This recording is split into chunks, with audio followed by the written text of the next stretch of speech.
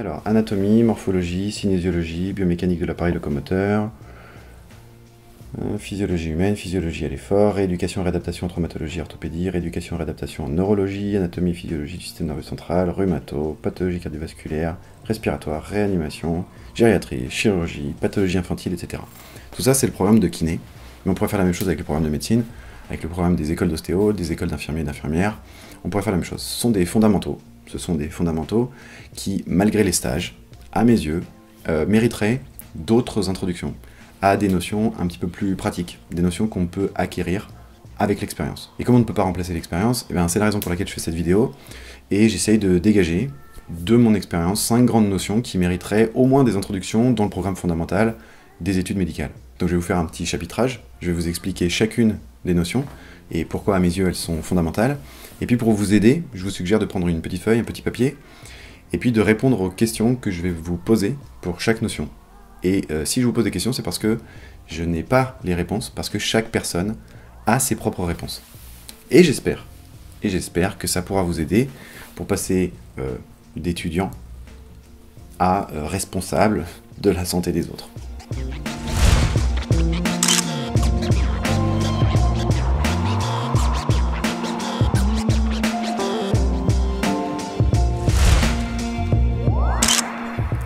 Vincent Mellet pour répondre de manière claire et pratique aux questions qu'on peut se poser sur la kinésithérapie, l'ostéopathie ou la santé en général. Aujourd'hui, je vais donc dégager les 5 notions que je trouve fondamentales et qu'on n'enseigne pas en école de médecine, en école de kiné, en école d'ostéo, etc. Les 5 notions que je vais vous expliquer ont une espèce de logique, de progression. On va donc commencer en mettant directement les pieds dans le plat et on va parler de business, on va parler d'argent. C'est très mal vu d'un point de vue historique, d'un point de vue social, d'un point de vue culturel, d'un point de vue sociétal, de mélanger le travail de la santé, enfin les métiers de la santé, avec la notion de business. C'est très mal vu. N'empêche que quel que soit votre travail, quel que soit votre emploi, quelle que soit votre activité, vous ne faites pas ça juste pour avoir une activité. Vous faites ça aussi, et surtout, pour pouvoir être tranquille d'un point de vue besoins naturels, besoins fondamentaux. Donc se nourrir et se loger, qu'on le veuille ou non. Donc déjà, si vous n'êtes pas à l'aise avec ce que je viens de dire, il y a de fortes chances que vous soyez très mal à l'aise aussi dans la vraie vie, dans votre cabinet, ou dans vos cabinets. Mais genre vraiment pas à l'aise. Que vous soyez remboursé par la Sécu ou pas remboursé par la Sécu, il y a un moment où on est face à la responsabilité de l'argent. La grande majorité du temps, on va demander aux patients de nous payer. Et à ce moment-là, plus vous êtes mal à l'aise, plus c'est compliqué. Ça, c'est la première chose concernant l'argent. C'est votre rapport à l'argent. Chacun a un rapport à l'argent qui, généralement, est un petit peu complexe, c'est rarement complètement anodin. N'empêche qu'il faut quand même se poser la question. Est-ce que vous êtes à l'aise? Est-ce que vous êtes à l'aise avec le fait de demander à un patient qui souffre de vous payer?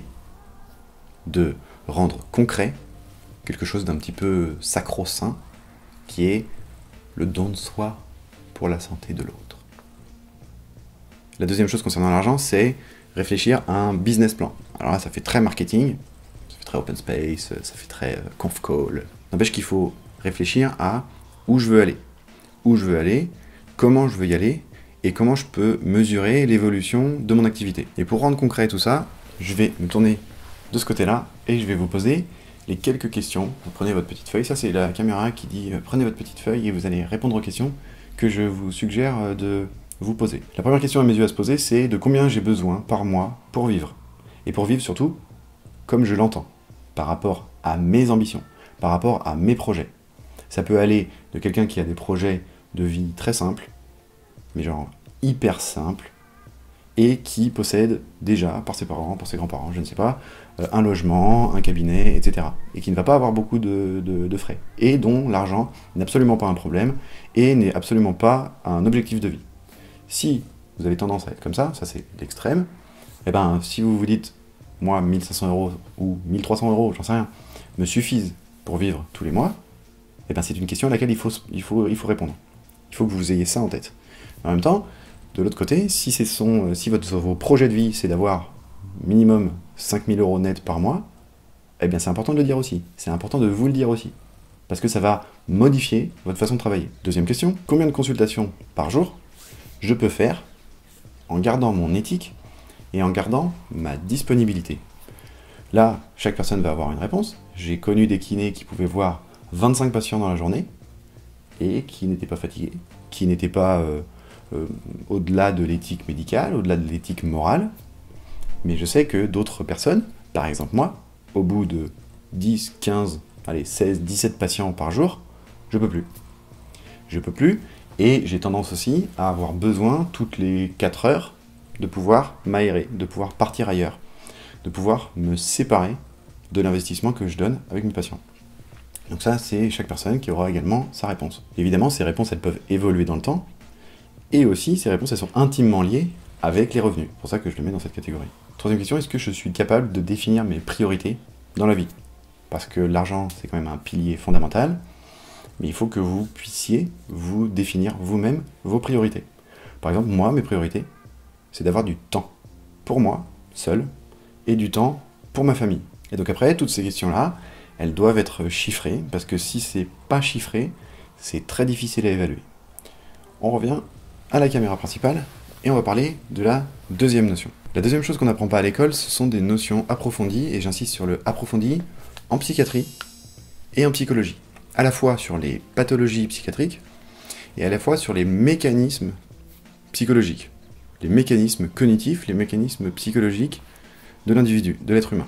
Et ce ne sont pas quelques petites introductions, ce ne sont pas quelques petites notions qui vont faire de vous quelqu'un qui va comprendre, qui va saisir la complexité du psychisme humain. Aujourd'hui, c'est impossible, c'est même presque une faute professionnelle de dissocier l'esprit, le psychisme, on va appeler ça comme on veut, du reste du corps. C'est pas énormément enseigné en école, ou alors c'est beaucoup trop théorique. Donc moi c'est ce que j'ai tendance à expliquer aux étudiants, ou alors aux gens qui me contactent sur Instagram ou ici, qui me demandent qu'est-ce que je peux lire, qu'est-ce que je peux faire, qu'est-ce que tu as un ouvrage d'anatomie, est-ce que tu as un ouvrage de rééducation au sport, etc. à me conseiller. Moi, ce que je conseille, ce sont systématiquement des ouvrages de philo, des ouvrages de psychiatrie et des ouvrages de psychologie. Systématiquement. Parce qu'à mes yeux, c'est vraiment, pourquoi j'ai dit comme ça? J'ai dit vraiment. Bref, c'est vraiment la base de la compréhension de l'autre. Donc les questions à se poser, on va changer de caméra. Prenez un petit papier, un petit stylo. Est-ce que j'ai suffisamment de base, est-ce que j'ai suffisamment de connaissances en psychopathologie clinique pour différencier un schizophrène d'une personne avec une personnalité pré-psychotique? Est-ce que je sais comment fonctionnent les fausses croyances? Est-ce que je sais ce que c'est que la psychosomatique? Est-ce que je sais différencier quelqu'un qui a une hypersensibilité de quelqu'un qui a un épisode dépressif mineur ou majeur? Est-ce que je sais faire ces différences-là pour pouvoir mieux comprendre le patient et pour pouvoir éventuellement mieux le réorienter, plutôt que de considérer que, oui, je colle une étiquette, mais je ne vais pas au-delà? Est-ce que j'ai les connaissances nécessaires pour dissocier tout ça et pour comprendre tout ça? Ensuite, est-ce que j'ai une approche qui est suffisamment savante, on va dire, est-ce que j'ai suffisamment de connaissances en pharmacologie, dans les pathologies psychiatriques, dans les particularités psychologiques? Est-ce que j'ai suffisamment de connaissances pour pouvoir appeler le médecin et lui dire je suppose que... Parce qu'évidemment, on ne va pas suggérer un diagnostic au médecin, mais c'est quand même pas mal d'appeler le médecin et de lui dire j'ai un patient que vous avez diagnostiqué schizophrène, je vous donne un exemple que j'ai déjà vécu 2 fois. J'ai un patient que vous avez diagnostiqué schizophrène, il a arrêté son traitement de neuroleptique, est-ce que vous êtes au courant? Si vous ne savez pas qu'un schizophrène devient dangereux pour lui et dangereux pour les autres sans son traitement de neuroleptique, si vous ne savez pas qu'un traitement de neuroleptique c'est un traitement à vie pour la schizophrénie, c'est quand même un peu embêtant, hein. C'est même hyper embêtant. Si vous ne savez pas non plus que certains antidépresseurs, à travers leur mécanisme pharmacologique, leur mécanisme biochimique, peuvent diminuer la douleur, et que selon les dosages, il faut pouvoir expliquer aux patients, et ça c'est un truc, mais ça m'arrive quasiment tous les jours, des patients qui me disent oh, moi je veux pas prendre d'antidépresseurs, le médecin m'a conseillé des antidépresseurs alors que je suis pas dépressif, etc. Je suis pas fou. Attendez, si vous prenez 5 mg de Séroplex, c'est pas la même chose que si vous en prenez 35, et ça n'agit pas du tout de la même manière. Et si on replace ça dans un contexte d'apprentissage, de compréhension des neurosciences de la douleur, c'est peut-être intéressant, moi en tant que kiné ou en tant qu'ostéo, d'expliquer que c'est peut-être même largement plus efficace pour cette personne, hein. Je prends juste l'exemple d'une personne, c'est peut-être beaucoup plus efficace pour cette personne pour diminuer sa douleur et donc passer à la phase de réadaptation, passer à la phase d'activité physique, passer à la phase, finalement, d'émancipation de la douleur, grâce à cette petite molécule qui finalement n'a d'antidépresseur que le nom. Et ça, il faut connaître comment ça fonctionne, et il faut savoir comment ça fonctionne. Sinon, on ne peut pas aider les gens. Et naturellement, il faut savoir comment fonctionne la peur, comment fonctionne l'anxiété, quelles sont les différences entre des traumatismes physiques, des traumatismes émotionnels, est-ce qu'il y a des liens entre les deux, expliquer l'anxiété au patient, expliquer la peur du mouvement, enfin bref, tout ça, c'est fondamental. Si on n'a pas vraiment des bonnes connaissances en psychologie ou en psychiatrie, c'est très compliqué, parce qu'on peut se gourer de personnes, et on peut se gourer d'approches pour expliquer à un patient qui a des particularités psychiques, ou qui a des pathologies psychiques, ça change rien, on peut se gourer dans l'approche pour lui expliquer. Et puis on peut passer à côté de quelque chose de très très grave. La troisième chose qu'on n'apprend pas en école, et que j'essaye d'enseigner aux étudiants, c'est qu'il faut trouver une neutralité thérapeutique. Alors la neutralité thérapeutique, c'est un bien grand mot pour dire qu'en fait, on doit appréhender le juste milieu entre j'en ai strictement rien à foutre de l'autre, et je suis un robot, et vous avez ça, faites ci, faites ça, et pleurer avec le patient, ou être détruit, ou en faire des cauchemars. Il faut trouver le juste milieu. Et le juste milieu, il ne se trouve pas de manière volontaire, comme ça, je me mets au milieu. C'est un peu plus subtil que ça. À mes yeux, le problème, il vient du fait qu'on passe du statut d'étudiant, où on est considéré comme des gens qui ne savent rien, avec des profs qui mettent des notes et qui font des sanctions, parce que la note est une sanction, directement, le jour du diplôme, on a une blouse ou pas, et on est responsable de la santé des autres. Et c'est pas comme si c'était pas éloigné, quoi. On passe donc à ce moment-là d'un extrême à un autre, et on se retrouve dans le grand bain. Et dans le grand bain, il y a une personne qui arrive à 13h et qui a eu un accident vasculaire, et qui pleure, et qui ne comprend pas, et qui n'est pas capable de parler, qui est avec son mari qui lui coupe la parole tout le temps, par exemple, de quelqu'un qui arrive à 14h, qui vient de se péter le genou, de quelqu'un qui arrive à 14h30, qui est en train de faire un gros épisode dépressif, mais qui vient pas pour l'épisode dépressif, qui vient peut-être juste parce qu'il a mal à la tête. À quelqu'un à 15h qui arrive avec son enfant qui a une scoliose et c'est la fin du monde parce qu'on lui a découvert une scoliose et qu'il va avoir des problèmes plus tard et qu'il va tout le temps se tenir mal, etc. etc. Cette accumulation de souffrance de l'autre, ça pompe de l'énergie. Mais ça pompe énormément d'énergie. Sans parler du fait que parfois, il y a certains patients qui sont agressifs, qui sont provocants, qui font des reproches. Et là aussi, on ne peut pas tout prendre pour nous, et on ne peut pas en avoir strictement rien à faire non plus. Donc la neutralité, c'est une neutralité émotionnelle, une neutralité thérapeutique, une neutralité qui permet d'être disponible pour l'autre sans se vider de son énergie.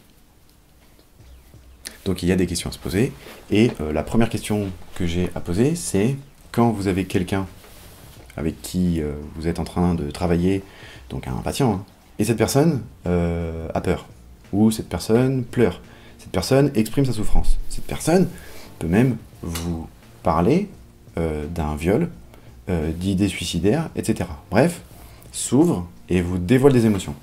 Et là la question c'est, qu'est-ce que ça vous fait? Est-ce que ça vous fait pleurer? Est-ce que ça vous fait peur?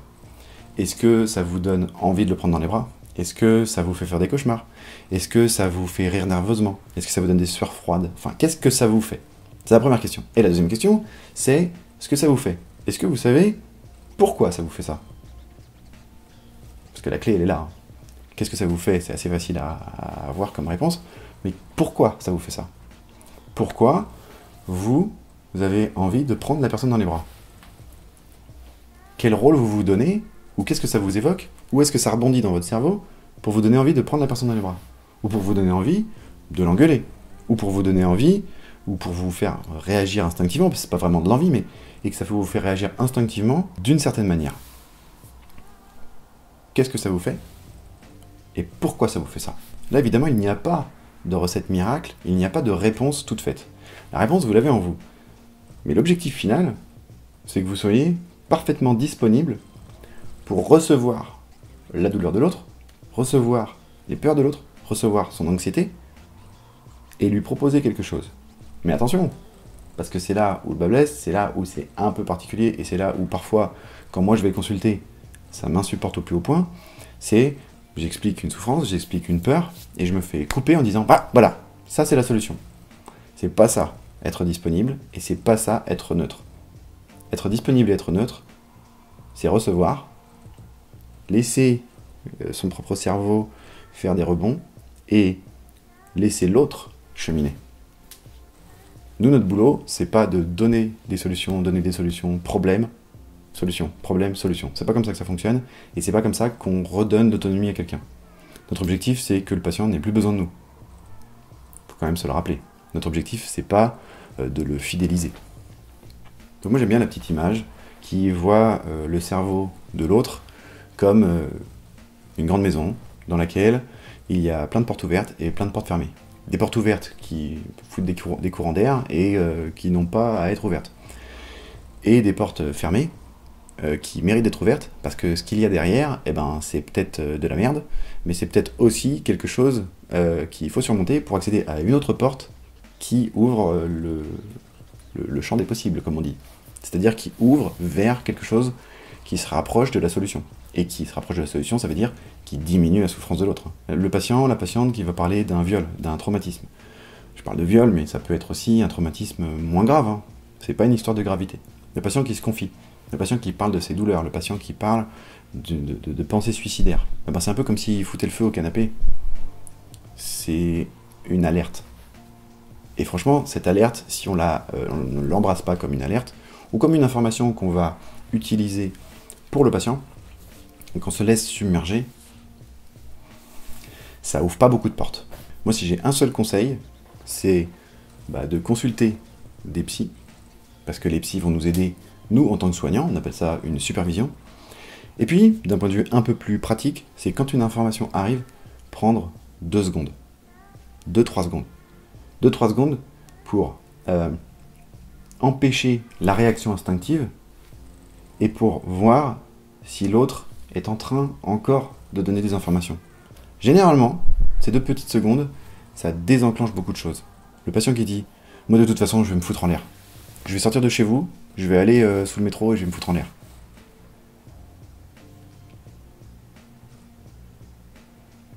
2 secondes. Ça veut pas dire que c'est la solution, mais déjà 2 secondes. Plutôt que « Quoi ? Mais faites pas ça !» La neutralité thérapeutique, c'est d'être ni dans le rationnel pur, ni dans l'émotionnel pur. C'est fondamental. Et bien évidemment, il existe un nombre incalculable de conférences sur YouTube, de livres, d'ouvrages, d'articles scientifiques, de professionnels de santé, des psys, des sophrologues, des hypnothérapeutes qui peuvent vous aider à vous suivre pour une espèce de supervision. Parce que, en fait, la question qui se pose, c'est comment je vis à un instant T, et à un instant T plus 1, le lendemain, le surlendemain, la souffrance de l'autre.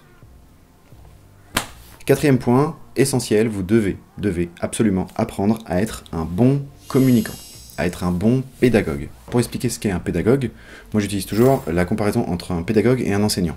Un enseignant, c'est quelqu'un qui va distribuer du savoir. Point. Il va simplement avoir le savoir et il va le distribuer. Un pédagogue, c'est un enseignant, donc il a le savoir, il distribue le savoir, mais avant de distribuer le savoir, il se demande comment l'autre apprend. Et la nuance, elle est là. Comment l'autre, donc la personne à qui il enseigne, comment cette personne apprend. Et donc, quelles sont ses connaissances déjà là, et quelles sont ses lacunes, ou ses modes de réflexion. En connaissant ça, eh bien, on peut beaucoup mieux s'adapter pour faire passer la notion et que l'autre se l'approprie, que l'autre la digère. Typiquement, la question qu'on me pose le plus, c'est quelles sont les différences entre un kiné et un ostéo. Eh bien moi, ma toute première réponse, c'est quelles sont tes réponses. Selon toi, quels sont tes a priori? Alors généralement, on me dit, oui, j'ai pas d'a priori, mais si. Parce que la définition, encore une fois, d'a priori, c'est d'avoir une idée avant même d'avoir vérifié si l'idée était bonne. Donc en gros, un a priori, c'est pas péjoratif, c'est pas positif, c'est juste une idée préconçue. Donc je demande des idées préconçues sur cette réponse, sur cette question, pardon. Et la personne me dit, bah moi je pense que l'ostéopathie fait ci, moi je pense que la kiné fait ça, moi je pense que l'ostéopathie coûte tant, je pense que la kiné coûte tant, je pense qu'historiquement coûte... Bref, il me fait sa réponse, et là du coup, je connais ses compétences sur le sujet, et je connais ses lacunes, et je connais à peu près sa façon de réfléchir. Et c'est là où je peux passer de l'enseignant qui aurait répondu instinctivement au pédagogue qui va s'adapter à la personne pour pouvoir lui proposer du savoir. Nuance fondamentale. Et ça rentre parfaitement dans l'essence même du soin, dans le sens où notre boulot, c'est de rendre le patient autonome, de rendre le patient indépendant. Et pour le rendre autonome, pour le rendre indépendant, on est obligé de lui expliquer les choses. Et ça, c'est un problème typique au cabinet que j'ai tout le temps. Je prenais tout à l'heure l'exemple des antidépresseurs, c'est on m'a donné des antidépresseurs parce que j'ai mal à la tête, ça sert à rien, ça me fait rien, je veux pas prendre d'antidépresseurs, blablabla. Et moi, ma première question, c'est est-ce que vous pouvez m'expliquer ce que le médecin vous a expliqué? Oh, j'ai rien compris. Je suis désolé, mais si quelqu'un ne comprend pas, c'est parce que vous expliquez mal. C'est simple. Parce que si on repart dans la logique du pédagogue, vous pouvez expliquer tout et n'importe quoi à n'importe quelle personne si vous vous mettez à vous adapter à son niveau de connaissance, à son niveau intellectuel, à son âge, etc. etc. N'importe qui. Le petit cas concret, c'est que quand vous êtes étudiant, on vous demande de recracher des connaissances pour évaluer vos connaissances. Ça, vous devez vous en libérer une fois que vous êtes soignant. Et vous devez prendre quelqu'un dans votre entourage et lui expliquer des choses. Vous devez vous entraîner à expliquer des choses à des gens de votre entourage pour voir si les gens de votre entourage comprennent bien ce que vous expliquez. Ce que l'on conçoit bien s'énonce clairement et les mots pour le dire arrivent aisément. C'est comme ça. Si vous n'expliquez pas bien, la personne ne peut pas comprendre. C'est comme ça qu'il faut le voir. Si une personne ne comprend pas, c'est parce que la personne qui a expliqué a mal expliqué. Je suis peut-être un peu borné sur ce sujet, mais j'en suis profondément convaincu. Ensuite, la chose qu'on commence un petit peu à enseigner à l'école, c'est vraiment le raisonnement clinique du patient dans sa globalité, le raisonnement, et je parle vraiment de raisonnement, de compréhension de l'autre. On aurait eu tendance dans le passé à expliquer une pathologie, comment on fait son diagnostic, ensuite, est-ce que cette pathologie a une procédure, un processus, ou alors des protocoles de soins qu'il faut appliquer. Heureusement, ça fait quelques années qu'on commence à expliquer le raisonnement clinique à travers les 3 grands domaines de l'EBP, à travers le biopsychosocial. Donc le biopsychosocial, je vous en ai fait une vidéo, je vous invite à aller la regarder. Et puis le BP, c'est une espèce de mélange entre la connaissance scientifique, les attentes ou les connaissances, enfin tout l'aspect cognitif du patient, et en même temps l'expérience, la sensibilité du praticien. Et quand je dis c'est un mélange de tout ça, c'est ça qui s'entremêle tout le temps pour essayer de mieux comprendre la personne et lui proposer un traitement qui est centré sur elle pour que cette personne soit la plus indépendante possible. En gros, c'est raisonner là-dedans, faire interagir ces 3 trucs-là pour avoir le traitement qui est théoriquement, en fonction du raisonnement, théoriquement, le plus efficace pour le patient. Dans les grandes lignes, c'est ça. Et ça, heureusement que ça commence à être enseigné. Et quand je dis ça commence, c'est pas... vous pouvez me dire dans les commentaires, ah ouais, ça fait 10 ans qu'on explique ça. Ouais, bah 10 ans dans l'histoire des 100 dernières années de la médecine, avec toutes les bêtises qu'on a pu voir et entendre, et toutes les bêtises et qu'on voit encore aujourd'hui, eh ben excusez-moi, c'est hier. Donc le petit exercice, le petit mode de réflexion que vous pouvez avoir, c'est... Vous prenez un papier, vous prenez un stylo, et vous prenez la problématique de quelqu'un qui est dans vos proches. Votre voisin, votre femme, votre frère, etc. Et vous essayez de proposer, pour vous-même, de proposer les aspects bio, les aspects psycho et les aspects sociaux qui influencent la problématique. Et ensuite, prenez une autre feuille et vous essayez de voir qu'est-ce que le patient attend, qu'est-ce que le patient attendrait, comment la personne fonctionne et en quoi ça influence la problématique, comment vous, avec votre expérience, vous pouvez arriver avec simplement, on va dire, de l'empirisme, simplement vos a priori, vos concepts à vous, et mélanger ça avec les données actuelles de la science. C'est un gros boulot, mais ça doit être fait hyper vite, et ça doit être fait pour chaque patient. Donc encore une fois, quand on prend la liste de patients, si on en a 10 d'affilée, faut pas que ça prenne 3 heures. C'est comme ça. Donc ça, c'est un petit exercice intellectuel, où vous faites des cas cliniques, vous prenez 2 feuilles, et vous essayez de mélanger tout ça pour en proposer une petite liste de prise en charge qui vont de la plus fiable à la moins fiable. On va dire ça comme ça. Et la dernière chose qu'on n'apprend pas à l'école, de toute façon, ça on ne pourra jamais l'apprendre, on ne pourra jamais l'enseigner, parce que c'est quelque chose qui s'apprend en le vivant, eh ben, c'est vivre la solitude. Vivre la solitude de être celui qui aide l'autre, mais la seule récompense, c'est un merci. Et tous ceux qui disent, clairement, tous ceux qui disent, moi, quand un patient me dit merci, c'est ma plus belle récompense, c'est niet. Si votre récompense, si vraiment votre satisfaction, c'est la reconnaissance de l'autre, c'est quand même un peu particulier. Et quand je dis c'est un peu particulier, ça veut dire que vous avez besoin de la reconnaissance de l'autre. Évidemment, je ne vais pas fustiger ceux qui ont vraiment besoin de la reconnaissance de l'autre, mais je pense que c'est une piste de réflexion pour commencer un petit peu à se libérer du besoin de la reconnaissance des autres. L'objectif d'une vie, c'est d'être content de soi. C'est de s'aimer soi-même. C'est de pouvoir être suffisamment autonome émotionnellement pour pouvoir se combler soi-même, pour enfin pouvoir redistribuer de l'amour, redistribuer de la disponibilité, redistribuer de la connaissance. C'est pas se nourrir de la reconnaissance des autres qui permet de se remplir. À mes yeux, c'est un puits sans fond. Ça n'engage que moi. Là où je veux en venir avec l'histoire de solitude, c'est qu'on aurait tendance à penser qu'en travaillant avec d'autres personnes dans le même cabinet, eh bien, il y a de la cohésion. Oui, peut-être qu'il y a de la cohésion, mais ça reste quand même des activités solitaires. Vous avez un enchaînement de patients, vous vous levez le matin pour aller aider les autres, et en gros, personne ne vous aide pendant la journée. Vous êtes tout seul face à la souffrance des autres, et il faut faire avec. Et là, je ne parle que de l'aspect thérapeutique. Je ne parle pas de tous les à côté du libéral. C'est encore un autre sujet. Si vous avez des notions qu'on n'apprend pas à l'école ou que vous estimez que je n'ai pas suffisamment étayé certaines notions, n'hésitez pas à me le dire dans les commentaires. Je vous attends évidemment sur Instagram, sur Facebook et ici sur YouTube. N'oubliez pas de vous abonner. Et en attendant la prochaine vidéo, eh bien, prenez bien soin de vous.